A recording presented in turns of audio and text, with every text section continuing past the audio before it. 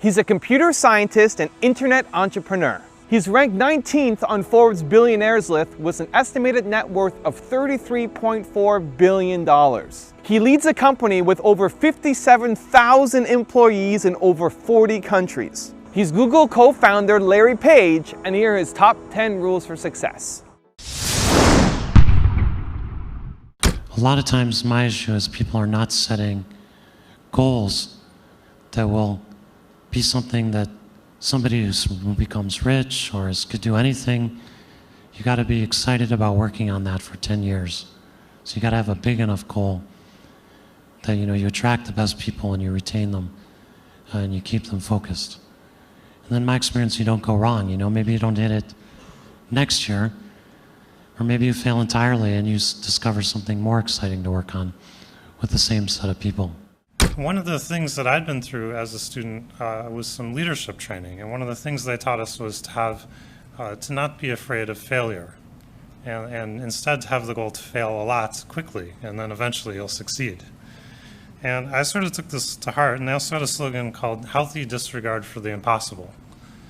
And they actually made you write down sort of the things you would do that were kind of impossible, but you thought you might really accomplish. And that's really stuck with me in everything that I've tried to do. And I think, it was very, very close that we wouldn't have started the company. And I think there are many of you out there in sort of similar situations.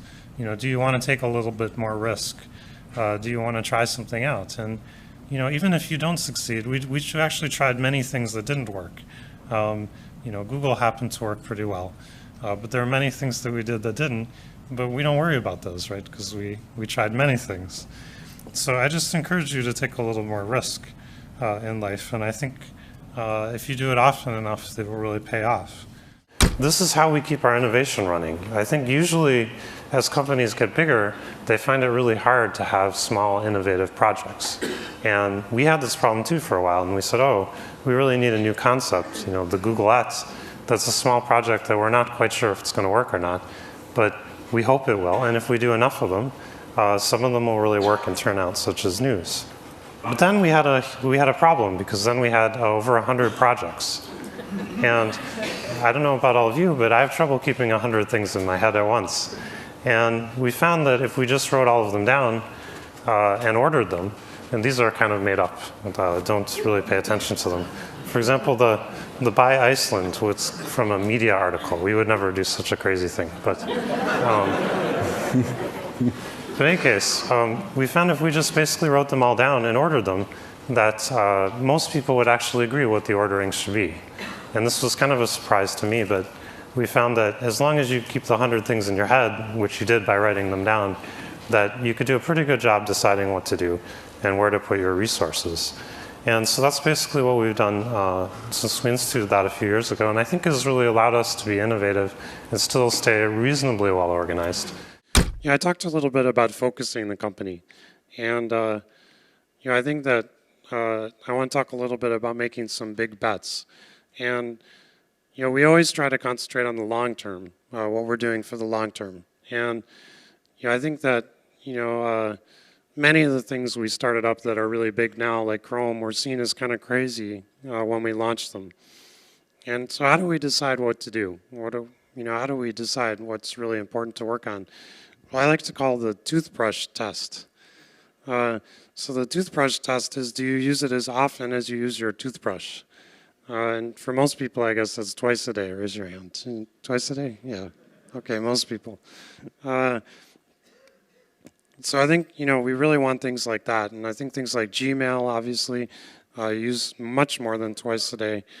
And YouTube, I think that those things are amazing. And I think that, we look at things like YouTube, people thought, oh, you guys are never going to make money with that. You bought it for $1.4 billion. You're totally crazy. And we were reasonably crazy, but it was a good bet. We've actually been doubling revenue every year on YouTube for 4 years. And actually, if you're doubling things, it starts to add up pretty quickly, even no matter where you start from. So I think that's a good example of how sort of our philosophy is that we see things that people use a lot, that are gonna be really important to them. And we think that usually you can make money from those things over time. You know, if a well-run technology business can be monetized over time. I think a lot of companies, not so much these days, but still get started because some space is hot. And honestly, I don't think that's a very good reason to start a company. And in fact, we see, you know, hundreds or thousands of people come to us who want to commercialize something or want us to collaborate with their business. And we actually look at these, and I look at quite a few of them.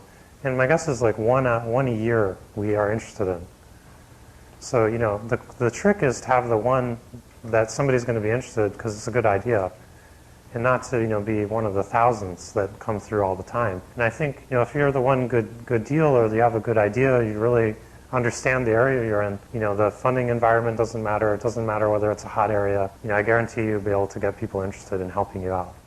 And I think for all of you, there are many areas where there's leverage available in the world, where, you know, one or two people, a good idea, a lot of hard work can really make a difference. There's many, many things like that. And it's good not to forget that, but it's good to look for those things. Google's mission is to organize the world's information and make it universally accessible and useful. And one of the things that surprised me, that's a very broad mission. It's a lot of work. We're not going to achieve it anytime soon, right? It's almost an impossible task. But it's an exciting task and one that you can get other people excited about, and they can help you. And one of the things that also surprised me is it's sometimes easier to do something that's harder because other people get excited about it, and you can get much more resource. You can get tremendous resources to solve a hard problem, whereas you might only get minor resources to solve a small problem. You know, anything you can imagine probably is doable, right? You just have to imagine it and work on it. And things that we thought were almost impossible. So we were interested in machine translation. There are services on the web. We had licensed one which could translate between different languages. And obviously for search, you know, if the information's not in your language, we can't find it for you. And most information's not in your language, right? This is sort of by definition. And so we thought, well, it'd be great if we could provide search results from any language for any query. And so we're really focused on that problem. And we focused on it, and we developed Google Translate. And we found some machine learning researchers, and we said, do you think you can translate, you know, between any languages and do it better than an average human translator? And they laughed at us. They said, no, we can't possibly do that. But they actually were willing to try. And, you know, 6 years later, we can translate between 64 languages. And it's amazing, actually. We're better, many languages we're better than an average human translating. We can do it instantly and for free. And between those 64 languages, we can translate between any two of the languages. So we have something like 4,000 languages we can translate between.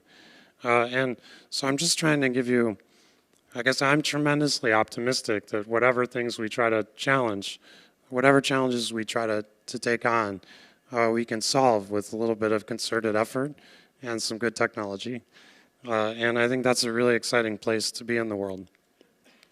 So I think we want more people working on it. We want to have more ambitious goals. And I think with that, we could easily double kind of human progress and the rate at which we're developing. So I'm going to switch gears and talk really briefly about entrepreneurship. So I'll try to give you some of the things I think are really important that other people won't tell you or won't stress as much. And one of those is really just don't settle. It's very, very, very important if you're starting a company to have the right people involved. And I can't stress that enough. I've been, you know, enormously happy with people we've had involved at Google with my co-founder and with Eric. And we took a long time to find these people, actually. I've been working with Sergey for a really long time, but Eric took us over a year to hire Eric. And just generally, having great people involved that you really like and that, you know, are compatible with you and all those things is tremendously important. And you're never going to question the equity you gave up or any of the other things. So I can't stress that enough. The other thing I think we really benefited from is being real experts. We worked on Google for many years at Stanford before we started the company. And that was a pretty nice position to be in. We understood sort of all aspects of search. We talked to all the search companies for many years. We really knew a lot about what was going on. And you can do that pretty cheaply, right? It's just your labor, right? You can invest a year or 2 or 3 years and really learn something very, very well before you start having hundreds of people, working on the problem. Recently, I reorganized a bit to focus on product areas. And I think, in any company as it grows, if the company's not static, which it shouldn't be, as it grows and it changes, you need to reorganize it. And just the question is, are you keeping ahead of that? And looking at our business is pretty complicated. We have all these different products. We have advertising, we have search, we have Chrome, we have Android, we have YouTube, and so on. And those things are actually relatively different. They have different things going on. So I think, I kind of moved that up a level in the company and made sure that we were super focused in each of those areas on what our user experience was. And I think that's helped. But just generally, as you switch to a company, as we got more offices, as we got time zone differences, we had to change how we did our meetings, change how we do our employee communications, and so on. So I just think, in a technology business growing rapidly, you just need to make sure you're changing everything. You're being responsive to that change and changing everything, every year, or else you're just not keeping up with it. I want to talk about dreams for a second. And in my case, literally a dream. When I was in college, I was sure that I'd been admitted by a clerical error, probably a computer error. And because of that, I had an irrational fear I'd be sent home on the bus. And Sergey here knows this is true. But it turns out, because of that anxiety, I woke up literally with a dream. And it was kind of a strange dream. It went like, I think I could download the entire web onto some old computers that were lying around. And that would probably seem pretty crazy to most people. But I stayed up a couple hours in the middle of the night doing some math, and it seemed actually pretty plausible. Well, assuming you actually didn't keep any of the web pages. You only kept the links. And then, sort of figured out, given all that data, I thought it would take a couple of weeks. And I told my advisor that. And he just sort of laughed at me. And of course, it took him a year or 2. But at the end of that, we had a way to rank web pages. And no thoughts to search at all. And eventually, search entered the picture. And you know the rest. And that became Google. So I'd like to encourage everyone to follow their dreams. Thank you guys so much for watching. I made this video because SickNick95 asked me to. So if there's a famous entrepreneur that you want me to profile next, leave it in the comments below and I'll see what I can do. I'd also love to know which of Larry Page's top 10 rules meant the most to you, is going to have the biggest impact on you. Leave it in the comments below and I'm going to join in the discussion. Thank you guys so much for watching. Continue to believe and I'll see you soon.